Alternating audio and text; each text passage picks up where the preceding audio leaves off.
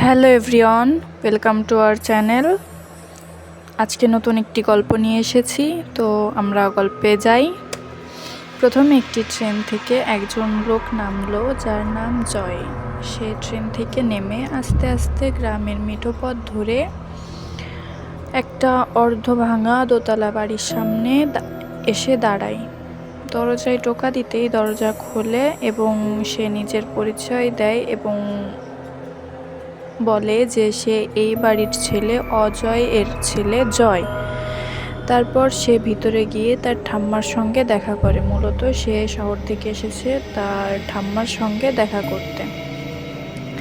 এবার শহর থেকে আনা কিছু জিনিস তার ঠাম্মাকে দিয়ে সেখানে তার ঠাম্মার সাথে কিছুক্ষণ কথা বলে। তারপর সে তার ঘরে গিয়ে ফ্রেশ হয়ে খাবার খেয়ে ঘুমিয়ে পড়ে। ঘুম থেকে উঠে সে দেখে যে সেই বাড়ির কাজের লোক সেখানে দাঁড়িয়ে আছে এবং রাতের খাবারের কথা জানতে চায় যে সে কখন খাবে। তখন সে বলে যে সে তার ঠাম্মার সাথে খাবে এবং ওই লোকটি বলে যে তার ঠাম্মা খেয়ে ঘুমিয়ে গেছে, তো সে যেন একাই খেয়ে নেয়। পরে সে খাবার এনে দেয় এবং খাবার খেতে খেতে তাদের মধ্যে অনেক রকম কথা হয়। তাদের কথোপকথনের মধ্যে জানা যায় যে তার দাদু নাকি নিশির ডাকে মারা যায় এবং সে আরও বলে যে এই বাড়িতে নাকি ভূত আছে। জয় সে কথা বিশ্বাস করতে চায় না। তখন সে তাকে একটা গল্প শোনায়, বলে যে এই গ্রামে 100 বছর আগে এক জমিদার ছিল যার নাম ছিল ভানুপ্রতাপ সিংহ। সে বৃদ্ধ হওয়ার ফলে তার জমিদারি যায় তার ছেলে রুদ্রপ্রতাপ সিংহের হাতে। সে ছিল অহংকারী, দাম্ভিক এবং অত্যাচারী। পরের দৃশ্যে দেখানো হয় যে সেই একই গ্রামে আছে ব্রাহ্মণ ও ব্রাহ্মণী এবং তার একমাত্র মেয়ে, যে জমিদার বাড়ির গানের আসরে যাওয়ার জন্য বায়না ধরেছে এবং সে যায়।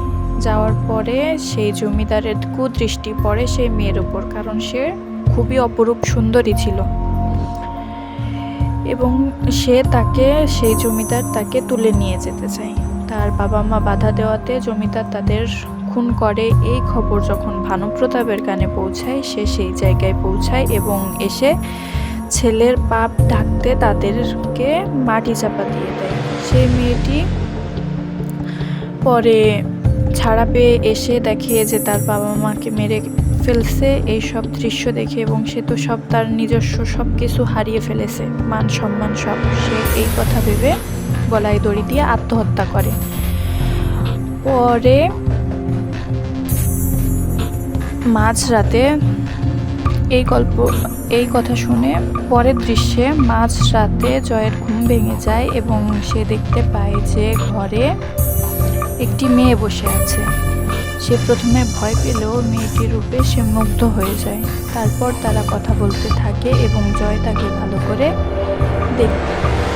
দেখার জন্য আলো জ্বালাতে বলে এবং সেই মেয়েটি তখন বলে যে সে আলো সহ্য করতে পারে না। পরে জয় সেই মেয়েটির গলায় একটা দাগ দেখতে পায় এবং তাকে জিজ্ঞেস করে যে গলায় কিসের দাগ। তখন সে জানায় যে সে গলায় দড়ি দিয়েছিল এবং এটা সেটারই দাগ। তারপর সে জানায় যে জমিদারকে সে নিজের হাতে মেরে ফেলেছিল এবং সে মুক্তি চায়, কিন্তু কেউ তাকে মুক্তি দিচ্ছে না। সে যেন তাকে মুক্তি দেয়। এই সব কথোপকথনের মধ্যে তারা দুজন দুজনের প্রতি ভালোবাসার প্রকাশ করে।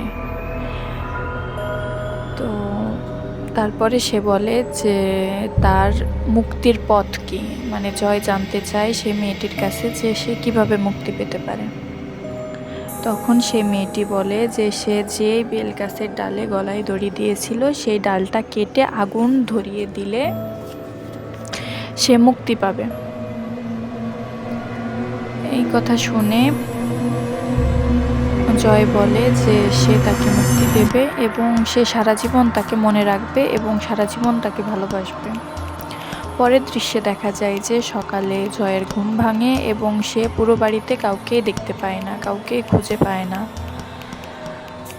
তখন সে পুরো বাড়ি খুঁজতে থাকে। তখন দরজায় টোকা পড়ে। দরজায় টোকা পড়লে সে দরজা খুলে দেখে যে বাহিরে সেই কাজের লোক এবং তার ঠাম্মা দাঁড়িয়ে আছে। তখন সে এই দৃশ্য দেখে খুবই অবাক হয় এবং সে তাদেরকে সব কিছু জানায় গত রাতের ঘটনা। তখন সে সেই বেলগাছের কাছে যায় এবং বেলগাছের ডালটাকে কেটে আগুন ধরিয়ে দেয়। পরবর্তীতে দেখা যায় যে সেই বেলগাছ নিজে নিজেই ভেঙে পড়ে যায়। আর এখানেই গল্পের শেষ হয়েও হয় না, মানে জয় মৃত্যু সেই মেয়েটিকে ভালোবাসতে থাকে। আর মেয়েটির নাম ছিল হচ্ছে মালিনী।